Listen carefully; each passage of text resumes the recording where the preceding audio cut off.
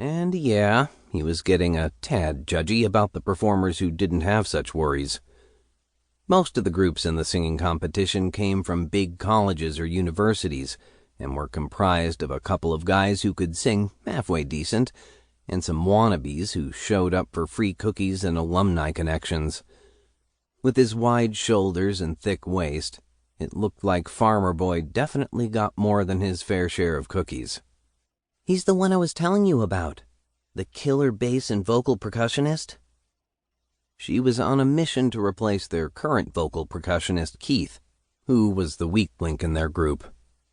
His beatbox skills weren't up to producing the kind of surround sound Cody and Ashley craved. With only 5 members, Embellish couldn't get away with freeloaders or mediocre members the way the big 20-person choirs could. Huh. Cody was all for anything that would avoid opening number disaster. Come Saturday night, the empty theater seats in front of them would be filled with studio audience members. They'd clap when cued, but it was the TV audience that Cody really cared about. If zillions of Americans tuned out during the first show, then zillions of Americans wouldn't get to hear Cody's awesomeness throughout the season. Wait until he stops crashing into scenery, and you'll see. Too bad the choreography made crashing almost a guarantee. Too bad they couldn't staple Farmer Boy in place. Bingo. Got an idea. Back in a few. It better be a good one. Ashley examined the blonde-tipped ends of her dark hair. Cody passed by Farmer Boy's group on his way off the main stage. The sweater vest convention was deep in conversation. When we get back to Iowa, I'm sticking you in ballet lessons. One of the smaller guys, a strawberry blonde-haired dude with an elfin grin, clapped Farmer Boy on the shoulder. Iowa. An unwelcome jolt from the past made Cody pause. Iowa.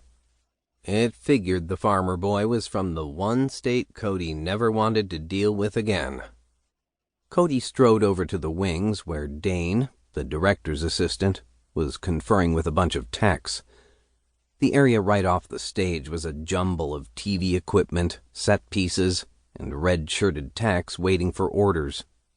Most of them were even younger than Cody's 23 years, and were as freshly scrubbed as Farmer Boy and his group. Cody waited until Dane finished speaking to his barely paid minions. "Hey, Dane, got a minute?" Cody tipped his head, letting his hair do its fabulous swish thing and making sure his lips had a little extra pout. He'd had Dane's number since the second day on set.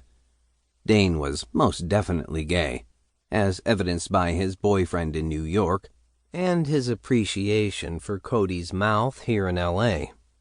Of course, the show supposedly had a rule against fraternization between staff and contestants, but Cody had never known guys like Dane to give a flying fuck about the rulebook. "For you?" Dane's lewd gaze should have made Cody preen, but today the scrutiny was buzzing all the wrong places. Cody shoved his hands in his pockets and glanced over at the loitering techs. Dane gave a curt nod to the techs, dismissing them. "I've got a second or two.